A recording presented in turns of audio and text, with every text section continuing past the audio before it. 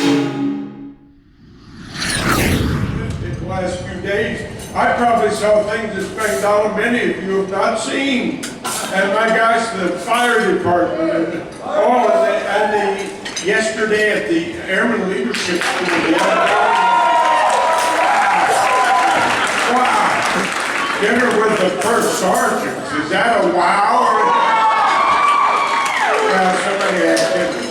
You know, I want to start with sort of an administrative announcement or an ad lib. Some years ago, unknowingly, I created a monster. I was a tinker at everybody's home, and during the intermission, a sergeant said to me, Chief Gaylor, I've heard you speak 4 times. And to get a laugh, I said, well, you want to keep track. 5 times you get a Bob Gaylor groupie t-shirt. You know, a spin-off of the Grateful Dead. I was just being funny. Well, the fella sort of laughed. So I thought, well, that would be a good opening line. So I got up that night to tinker, and I said, some of you suggested you've heard me talk so many times. Keep track. So many times you get a Gaylor groupie t-shirt. Well, the audience laughed. So I thought, I'll open my talks with that. What I didn't realize, people were keeping track. And a year or 2 later, where's my shirt, Gaylor? You owe me a shirt, Gaylor. And my wife, Selma, who's the intelligent one of the family, she said, you better do one of 2 things, Big Mouth. You better either get a shirt or quit saying that. And so I went to my friend Norm Hoffman. He's a retired chief. He sells t-shirts and caps. And I said, Norm, what's the deal on buying a shirt? And he said, well, you have to buy 48 minimum. You can buy more, but not less. How much do they cost, Norm? Well, what do you want on it? I said, well, my picture, Gaylor groupie, CMSA a fop. I have one with me, I'll show you, stand by.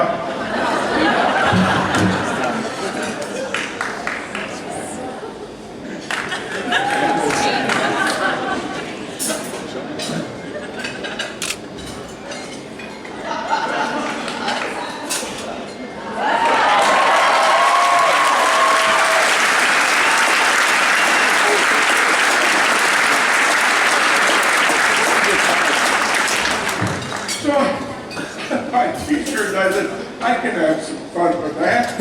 So here about 7, 8, 9 years ago, I started giving them out. I'm not sure quite what the criteria is. I just feel sometimes I'd go to a base and airmen would drive me for 2, 3 days. I'd give them a shirt and people, all along the way. So believe it or not, there are now 125 registered Gaylor groupies. I have them on the list.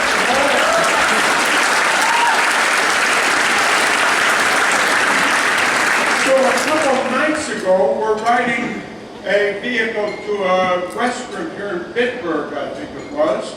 And listen, I am sincere when I say, I was talking about the shirt and I said, well, Matt is a Gaylor groupie, and Matt said, I never got a shirt. Oh, wait a minute, Matt. Yeah, Matt, I said, I can see your name on my list at home. He said, no. So, Matt, come on up here.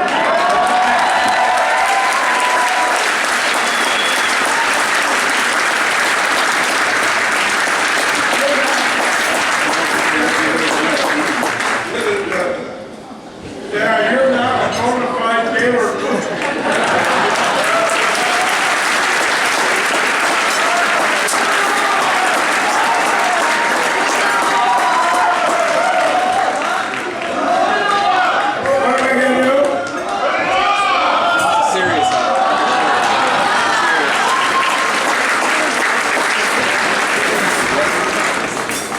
We're engaged. I went to Wright Patterson.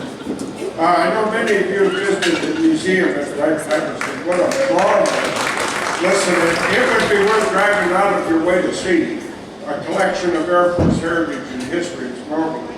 So I'm there to speak at an event. And during cocktails, we're mixing and mingling. and a runner comes, and he said, the curator, Mr. Bain, the head man, would like to welcome you in his office. And I said, well, that's so nice of him. Not unusual. I get great protocol wherever I go. The commander usually greets me and thanks me for coming. So I go to the curator's office, and sure enough, he stood and shook my hand. Welcome, Chief. Great to have you in the museum. What surprised me, he took a tape measure out of his desk and began measuring my body and writing down the measurement. Yeah, he measured my arms, my waist. Wait a minute. What are you doing? He said, Chief, the day's going to come when we'll probably stuff you and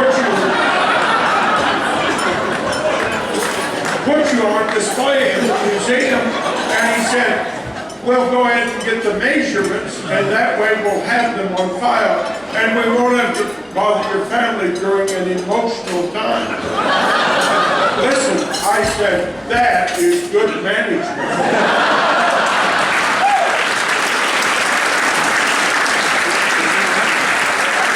Take advantage of the opportunity. And I said, listen, let's take it one step farther. Let's select the pose, and that way we'll also have that on record. So I'm prepared to give you a preview. I want you to see what you think of the pose that we've selected.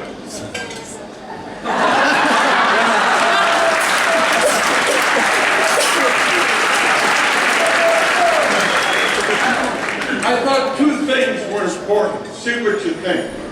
Number one, a smile on the face. What do you think? Isn't that appropriate? Listen, I have been in the Air Force 64 and a half years. I came in 1948, and I haven't had a break.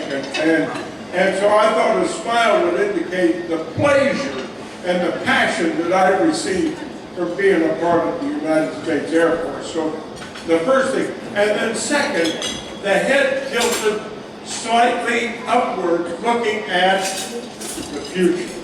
I thought that was important because the Air Force is about future. Now, I want you to look around, and you're probably sitting by someone with a medallion around their neck. The odds are they're close, so there's quite a few that we honor tonight.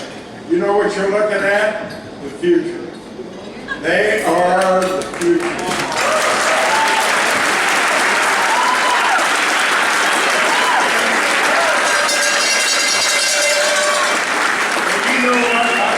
I see that company grade officers, the field grade officers, the volunteers, the honor guard, that young face, the airman, the NCO, the first sergeant, the senior NCO. Oh my gosh. As they come through that, what do you call it, cordon bleu or whatever. My gosh, I look at that face and I say, wow, if they sell stock on Wall Street in the Air Force, I will buy shares.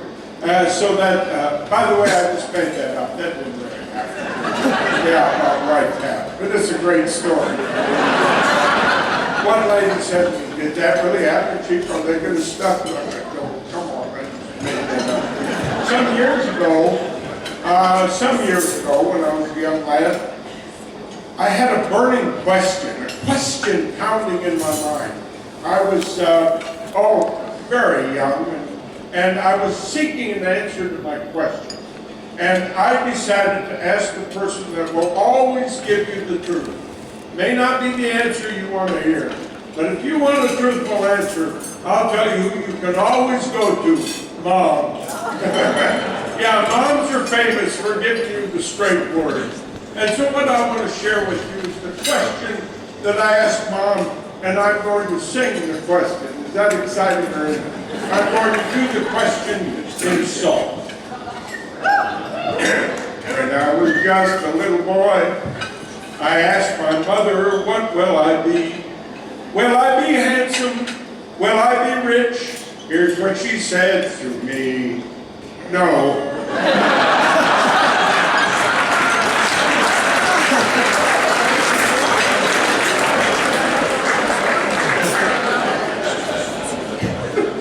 Way to go, Mom, so you asked. Yeah, come on. Well, what I do, Mom? And you know what? Mom was right. You look up handsome, my picture is not there. Some of you guys aren't too bad.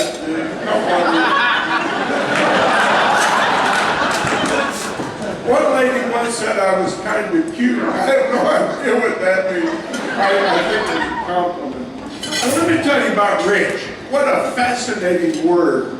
I don't know what your definition of rich is. I think by monetary standard, I don't think I'm rich. I'm not sure I want to be. Some rich people are weird.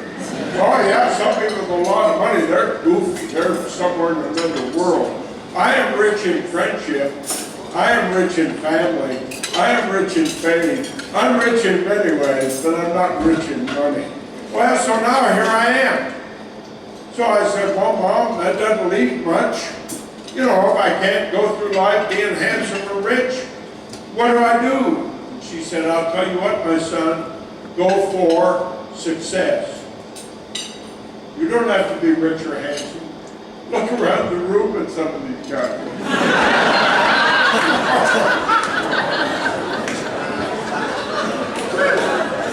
And so I decided to go for success. Come on. Well, now what I needed then for my next step was a definition of success. And there before my eyes stood the great Professor Einstein. Oh, he defined success. I'll share it with you. Einstein said, he spoke in formulas. He said, success is a formula. Success equals X, Y, Z. Oh, really, Professor? Please explain. You want to be successful? Do X. Work hard. When it's time to work, make up your mind you're going to work. Go to work with only one intention, and that was be to work. He said, roll around in it. Let the sweat run off. And when people ask what you're doing, your answer would be what? I'm working. Why? Play hard. Einstein said if all you and I ever do is work, we'd be out of balance. You'd have stress. You'd eventually be weird. You'd have discomfort. He said it's important that you balance work with play. He said go fishing, play golf, roll on the floor with your kids, dig around your rose bushes, go dancing. But he said find something to do that allows you to recreate. C is the one I've had to work on, and so do some of you, knowing to keep your mouth shut. Yeah, some people broadcast when they should be tuning in. Sometimes I sit by them in movies. Have you ever sat by someone in a movie they just chat? Have you ever wanted to say to someone, why don't you just try shutting up for a couple hours? It would be a novelty. Work hard, play hard, knowing to keep your mouth shut. I've been on stage 8 minutes. You've already got your money's worth. I could leave right now, and tomorrow they said, what did the speaker speak about? He said he spoke about success. Work hard, play hard, know when to keep your mouth shut. But I'm not through, there's more. So now I'm ready to go. Thank you, Dr. Einstein. I'll take that advice. And you know what? I've always enjoyed work. I'm a hard worker, I really am. I have never shied away from work. You know what I've found about work? It's as enjoyable as play if the conditions are favorable. And those of you that say, oh, I gotta go to work. Oh, thank God it's Friday. Get out there. Oh, God, it's Monday. Cut it out. Come on, work is exciting. It's achievement. It's productive. I've always played hard. I love a round of golf. I love going to the horse track. I love going out with my family. I love playing ball. I used to. I can't do that. But play hard. I'm still working on knowing when to keep my mouth shut. Before I go any further, there's one more great quote that ties in with our medallion wearers tonight. Admiral Bull Halsey. You read about World War II, you'll read about Bull Halsey, one of the great admirals, right up there with Chester Nimitz and King and what have you. Listen to what Halsey said. What a tremendous quote. There are no great men or great women. There are situations that occur that allow average men and women to do great things. So here they sit, the medallion wearers, and you try to tell them they're great, they'll say, no, come on, I'm not great. I'm just a person trying to get the most out of life. But situations occur. opportunity, an assignment, a career field, a volunteer situation, and they step forward, and then you and I applaud, and we recognize them, and we honor them. And so that's what life is all about. Nobody is born to greatness. Situations occur that allow people like you and me to do great things, and you might never know when it might happen. So now I'm ready to give you the Bob Gaylor formula for success. When three things collide, when three things merge, you will have success. Opportunity, aptitude, attitude. Opportunity. Wouldn't it be great if opportunity came with a blinking light? Hi, I am opportunity. Grab me, grab me, grab. Yeah, you'd be standing here and you say, oh my God, here it comes. It's blinking. It's calling my name. Oh, it's getting closer. Oh, it's right in front of me. Oh, there it goes. Oh, somebody else grabbed it. Come on. Opportunity. There are doors with your name on it. You just have to recognize it. And if you hesitate, or if you're not willing to risk or gamble, it may go right on by you. And so sometimes it involves a risk. Ask the colonel, the chief, the mayor. Ask anyone. They'll say, yeah, he knows what he's talking about. Sometimes you have to go out on a limb and see if someone will saw it off before you can safely get back. I was at McGill, Florida. Master Sergeant says to me during the break, all my career I wanted to be a first sergeant. Ever since I made staff, I thought of being a first sergeant. I said, well, we're always looking for people to do that. Well, he said, believe it or not, it happened this week. What happened? They called me in and offered me a retraining as a first sergeant. I said, man, it's your week. Buy a lottery ticket, you'll probably win. He said, well, there's a problem. Really? What's the problem? Well, wife's got a good job. Kids are doing well in school. We just bought a new house. We'd have to move if I get my diamond. Oh, wow. He's been offered the opportunity. When he finished talking, I said, if you turn it down, I'll shake your hand. As far as I know, he has the right to do that. But then I added, don't you come back to me in 3 years and say you never had opportunity. Because I would say to you, yes, you did. You chose not to take it. So sometimes you have to say, I think this is it. I think it's my moment. I think it's my opportunity. I went to an NCO Academy at Barksdale, Louisiana in 1965. I was a senior master sergeant. I had never been to an academy. I was at Columbus, Mississippi. They selected me to attend the academy. Why am I going to the academy? Because you've never been. You're right, we'll go. So I go down to the academy at Barksdale, 320 miles, 120 students. I'm the only senior master sergeant. The rest are technical sergeants and a few masters. And so I'm the class leader. And I got caught up in the academy. I got so excited, lights were blinking in my head. Wow, this is a great experience. Where was this when I could have used it sooner?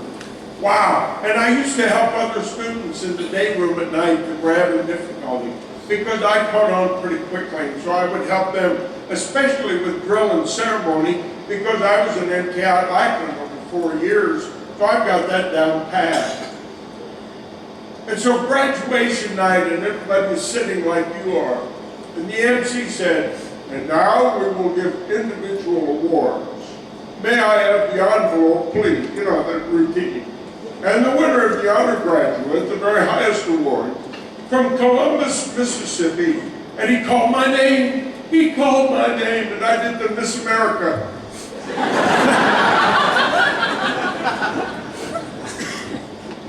And I went up and got my trophy. And I drove back to Columbus. And the wing commander, William T. Comiskey, he was a fire-breathing SAC commander.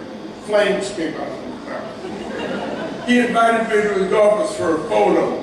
Local boy makes good with a trophy. My picture's on the front page of the base paper. I'm not bragging, I'm just telling you what happened. 3 days later, the phone rang. This is the faculty at Barksdale. We have an opening on the faculty. You are our first choice. All you have to say is you want it, and it's yours. Well, hold a little bit.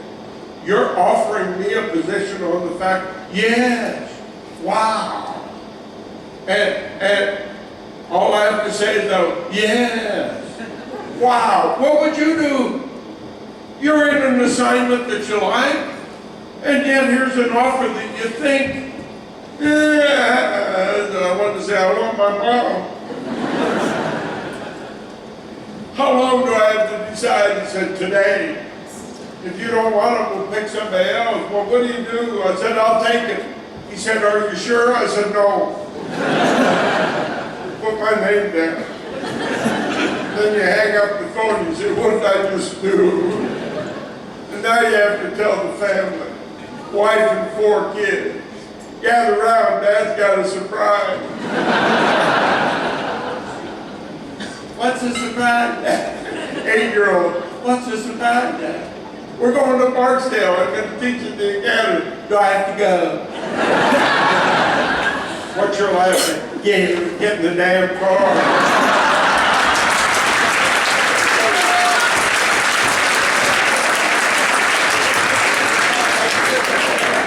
My daughter, and I want to hug you, everyone. You should have been in the Gaylor bedroom that night. I'll never forget the conversation. Honey, Mrs. Gaylor, honey, I know I'm important this to you. I hope we're not making a mistake. We have the best housing we've ever had. 4 bedrooms, 2.5 baths, central air. The kids are doing great in school. I'm in the wives' chapel group. You're on the base golf team. I'm on the women's bowling team. She's citing all these reasons. When she finished, I said, honey, you're right on. Everything you said is true. Everything. But I may never have this opportunity again. Maybe this is it. Please support me. We drove down Highway 80 in a 59 Plymouth station wagon with a push-button drive. We pulled into Barksdale in the summer of '65. Immediate base quarters, no air conditioning. I had to spend $900. That's all right, because I was going to teach at the NCO Academy. That's all I knew. I taught 2 classes, the academy closed.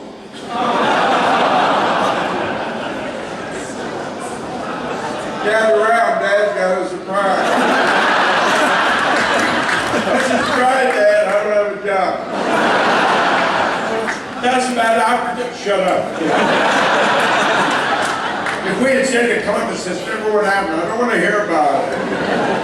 Now, some of you cautious people, yeah, you're sitting out there, you're going, that's why, gee, I never say yes unless I have 100% guarantee. Well, you may wait all your life for that. Sometimes you got to go with 68%, 72%. And if you don't have the courage to do that, the outdoor opportunity will go right by you. Ask the medallion wearers if I know what I'm talking about. They'll tell you you're darn right. We've been through that. You have to give up. You're going to have to sacrifice. The Air Force came to my rescue and sent me to Thailand for a year. To gather around, Dad's got a surprise. Surprise, Dad, I'll see you in a year. Hope you'll lock the check sometime. And I went to Thailand, and I had a lot of time to think about what if I had stayed in Columbus. This might not have happened. In January 1968, I left Thailand with orders for Grand Forks, North Dakota. And I went back to Louisiana to get my family. And they left the Christmas tree up because the hero was coming home. And my 9-year-old son is showing me a coat he got for Christmas. I said, you're going to need that where we're going. Well, it's probably gloves and earmuffs. And they looked at his mother like this. And his mother, my wife, said, your father doesn't know yet. Really, what is it? I don't know. We're not going to Grand Forks. Yeah, we are. No. SAC headquarters called yesterday from Offutt, Nebraska. They're reopening the academy, and you're going to be diverted back to Barksdale to be the first tackling man. Wow. Now, come on, you're an intelligent group. I think you're smart enough to know. You don't wake up some morning and say, today's my big day. By nightfall, I'll be famous. Doesn't work that way, does it? You have to make investments here, am I right? That may not pay off until here. Are you with me? Yeah. But if you don't make the investments here, what happens when you get here? Nothing. So now you're ready for your midterm exam. And the medallion wearers, I know how they'll answer. What investments are you making? 1 March 2013. That will guarantee you success in the future. You say, well, I show up for work and I'm breathing. That may not be good enough. Go ahead and ask the medallion wearers. They'll tell you, I'm taking college courses. I'm enrolled in the community college of the Air Force. I'm reading books. I volunteer for activities. I'm serving on council X, Y, Z. Sure, that's what winners do. They don't wait for it to fall out of the sky. And maybe I'll win a lottery. Well, maybe lightning will strike you. The odds are about the same. You got to go out and get it. It's opportunity. You got to take advantage of that. Ask anyone who's had a measure of success. They'll tell you that guy knows what he's talking about. Word number 2, aptitude. I don't want to spend a lot of time on that. My God, you know what's in this audience? Doctorate degrees, master's degrees, bachelor degrees. You think I'm going to stand up here and talk to you about education? No, except I will tell you this, don't ever stop. Don't ever stop. I'm the oldest person in the room. I'll be 83 in May. I'm older than most 2 or 3 of you added together. And I'm going to tell you something. I learn something every day. Every day I learn something. My gosh, the last couple of days I learned a lot of things about Spangdahlem and the mission of the community. All learning is so exciting. Don't deny yourself that. Quit pressing the stupid game buttons on that device you got and learn something. You're just recycling crap around in circles. You're sharing it with them.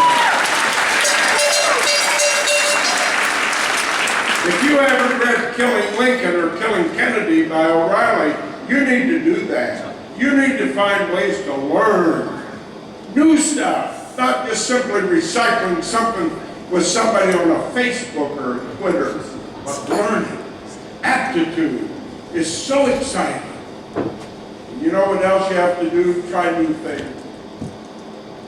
You know what people say to me, maybe you said it. You probably have trouble saying it. No. I don't like broccoli. I said, have you ever tasted it? No. How do you know you don't like it? I don't want to go to Minot. You ever been there? No. How do you know you don't want to go? Come on, don't tell me you don't like something if you've never tasted it. Taste it, then if you don't like it, okay. But so many people, I don't like that. I don't want to go there. I don't want to. How do you know if you've never experienced it? They sent me on a security mission when I was a young airman in Long Island, New York. I met a kid my age from Illinois. I'm from Indiana. Is it something I said? Illinois or Indiana, which was it turned you on? So on Saturday, the supervisor says, I don't have any plans for you. Why don't you ride a bus into Manhattan and look at the city? And I said to my buddy from Illinois, you ever been to Manhattan? He said, no. I said, neither have I. We rode the bus into Manhattan, and we looked at the big building. Wow. And if you're from the Midwest, you and I always say the same thing. Boy, that's a whole lot of hay. Am I right? You hicks from Illinois and Iowa. Boy, you put a lot of hay in there. Yeah, so around noon, I said to my buddy, are you hungry? He said, yeah. I said, so am I. And right before our eyes, a Jewish delicatessen. And I said,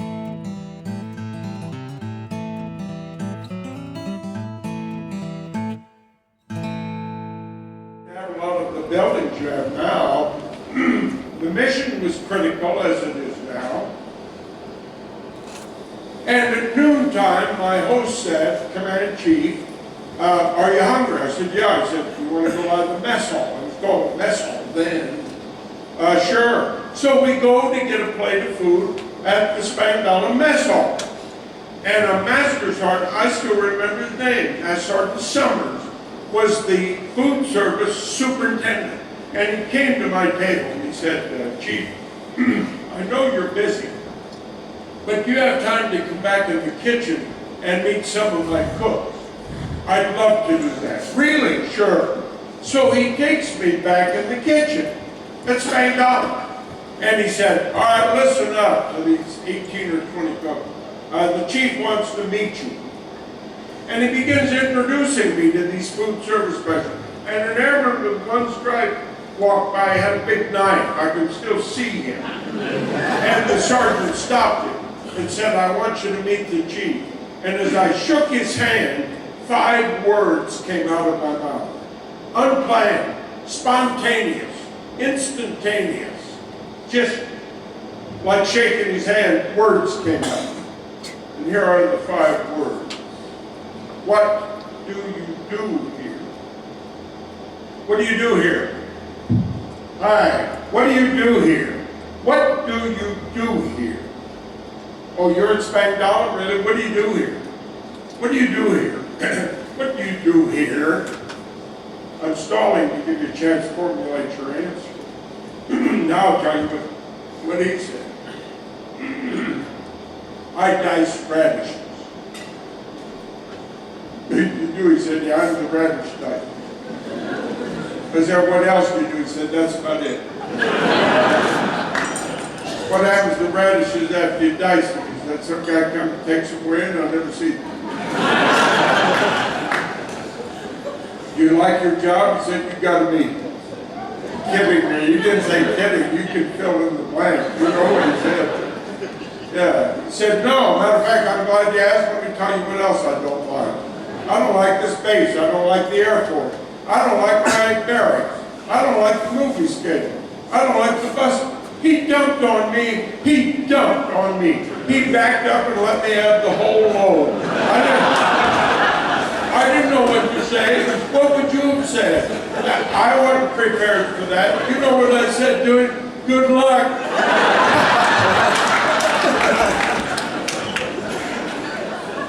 And he walked away and I went, whoa, oh my God, here's a kid been in the Air Force less than a year, and the bottom is falling out of his life. What do you do here? But you know what? I decided that's a good question to ask. And you know what? I ask it wherever Sandy. Where's Sandy? Where are you at, Sergeant Sandy? She has heard me, and I do it so smoothly. I did it in the comptroller's shop and fire. What do you do here? What do you do here? I'd like to hear your answer. Why are you here? What do you do here? I went to Schriever, Colorado. There's a female airman with 2 stripes. She's got restricted air badges around her neck. And she's just beaming. And I approach her. Good morning. She said, good morning, Chief. What do you do here? Oh, she said, I'm so excited. Not only do I get to tell you, I get to show you. How would you like to have her working for you? I'm on a flight line. There's a kid with a weapon. Hi. I said, hey. How you doing? I'm okay. What do you do? He said, I walk. You do? He said, yeah, I walk. Where do you walk? Right here. How long? Until they pick me up. How long is that? About 8 hours. Let me get this straight. Somebody brings you out here, and they put you here, and you walk here for 8 hours and said, hey man, you're catching on. What do you do while you're walking? I was get mad. He said, I just walked. You know what he was doing? Guarding B-52 with nuclear weapons. Is that important or isn't it? Then why didn't he say, I provide security for very valuable missions? I'd take your attitude calls in 20 seconds. What do you do here? I'll tell you what you can do if you want. Do it now or later. Turn to a medallion wearer and just ask, what do you do here? You better be ready. They'll tell you. They're proud. They know what they do. They'll tell you whatever it is they do. Because winners do that. Losers say, I just do whatever I'm told. I just do enough to keep the boss on my back. I do enough to get by. That's what losers say. Winners say, let me tell you what I do. And I do it well. That's what the airman said in the dining hall at Coral, Spain. When I asked him, what do you do here? And he said, I make salads. And I said, really? He said, yeah, I am the salad maker, possibly one of the world's finest. He said, I dash radish, lettuce, pickles, tomatoes, onions, cucumbers, and I put them in the salad. Matter of fact, sir, he said, are you lucky to come with me? And he dragged me around the corner and then the bowl that would serve 400 people. And he said, I made that. Doesn't that look good? Now, if you're lucky, you may get to eat some of that salad. And you will turn to the person next to you and say, isn't this a delicious salad? And you make sure you tell him you met the guy who made it. That's how women talk.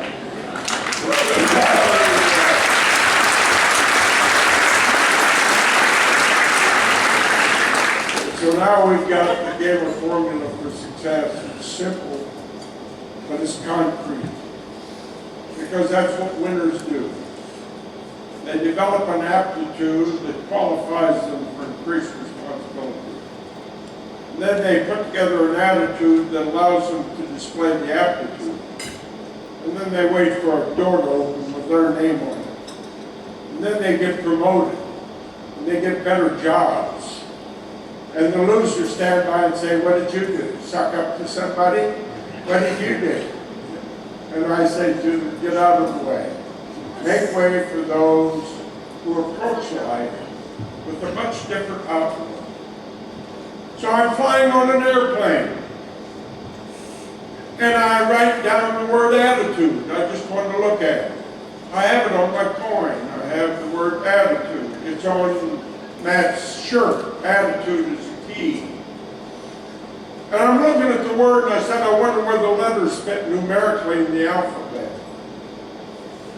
A was easy as letter 1. You remember from school? T I had to count. I don't know if you know what letter T is, but it's 20. I is letter 9. T is 20. U is 21 and follows D. D is easy. It's letter and E. So now I got those numbers. And I said, I wonder what would happen if you add them. 1 and 20 is 21. 20 is 41, and 9 is 50, and 20 is 70, and 21 is 91, and 4 is 95. 5 is 100. Isn't it amazing that whoever made up the word attitude made sure it added up to 100? 100% of always doing your best. 100% of being a good team player. 100% living your life to the fullest. 100% looking at every day as a new opportunity. 100% of getting the joy you deserve out of life. 100% of the ability to cope with sadness and tragedy. My wife passed away in January of last year after 59 years of marriage. And when I go visit with her, as I do after each trip, I don't cry, I smile. I smile with the memories of the love and the affection and the good times and the family together. Because if I cried, she would be upset with me. And she would say to me, listen, fella, you stand on the stage and preach it, you better practice it. 100% of living life to the full. Now go ahead and add aptitude, it comes to 96. Attitude beats aptitude 100 to 96. I have met master's degrees that are idiots, that I wouldn't want them working for. Because you spend half your time counseling them, trying to get them to do some work.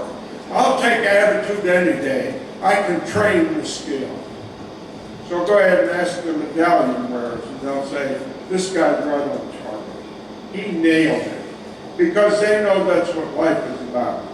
And so we honor and recognize them tonight. Aptitude, attitude, and opportunity. Tomorrow I'm going up to Gaylor.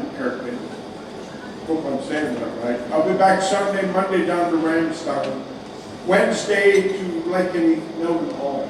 Sunday a week back home. By then all my clothes will be dirty. There's no place like home. But my goodness, the memories in Spain, holy moly. Wow.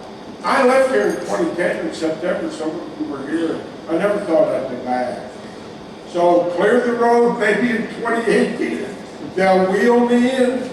Here he comes down. All the time. Thank you. God bless you. Thank you.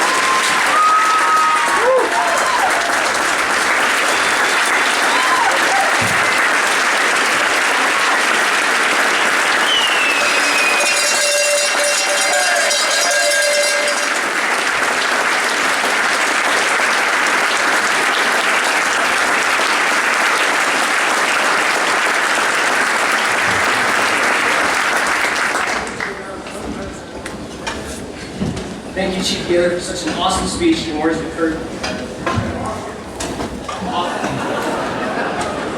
One quality of leadership is the ability to inspire people. Chief Gaylor embodies the essence of leadership and has not only inspired the Sabre Nation tonight, but has been an inspiration to many of us over the years, through some chance encounter or another. One such Sabre, Chief Gaylor has inspired, also one of tonight's nominees, Tech Sergeant Travis Keeper. In 2000, Tech Sergeant Kehoe was an Airman First Class at Edwards Air Force Base, working the wing flag detail for his squadron. Chief Gaylor was a guest of the Air Force Flight Test Center Wing Commander and was part of the retreat formation. After the ceremony, Chief Gaylor talked to the flag detail about being in the Air Force and provided a few moments of mentorship. That chance encounter inspired young A1C Kehoe to be a better airman and is something that has guided and motivated him over the years. And tonight, he stands out as one of the stars of the Sabre Nation. To express the gratitude for the inspiration that Chief Gaylor has provided many of us over the years, Tech Sergeant Kehoe would now like to present the following memento on behalf of the men and women of the 52nd Flight Club. A journal with handwritten testimony of our gratitude from the Sabre Nation.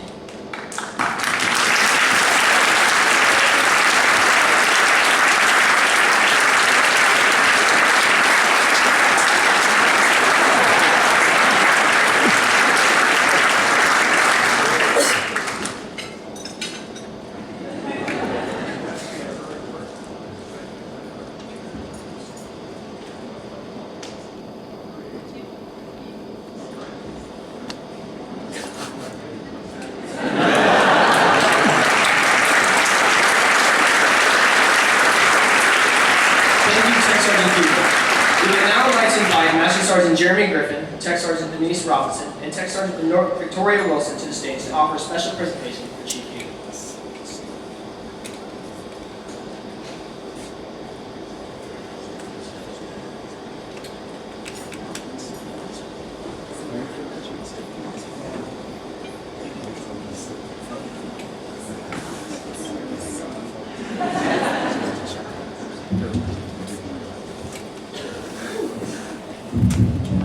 Chief, first I'd like to thank you again for the wonderful speech that you delivered to us.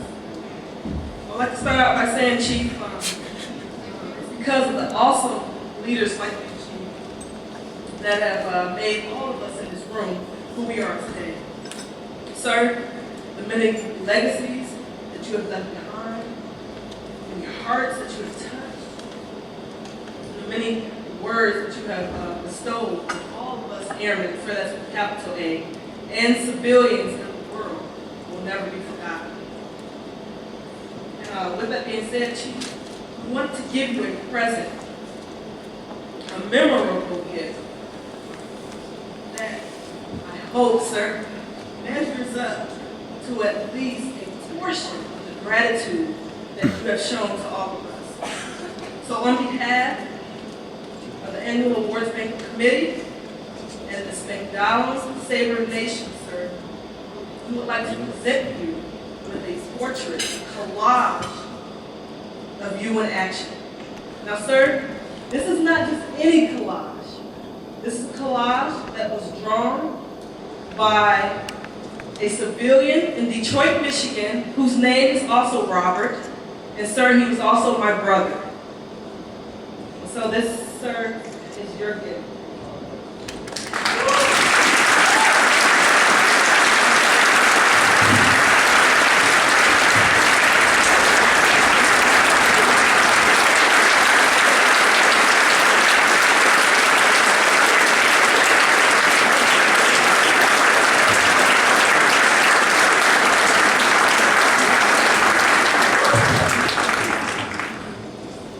I just want to read actually what's actually on the collage as well. It says, to Chief Master Sergeant of the Air Force, Robert D. Gaylor, thank you for dazzling the Air Force for so many years.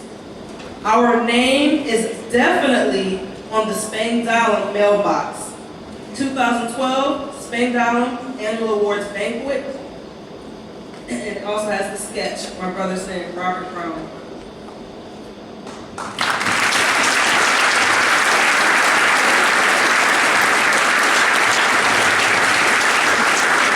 Thank you, Master Sergeant Griffin, Tech Sergeant Robinson, and Tech Sergeant Wilson.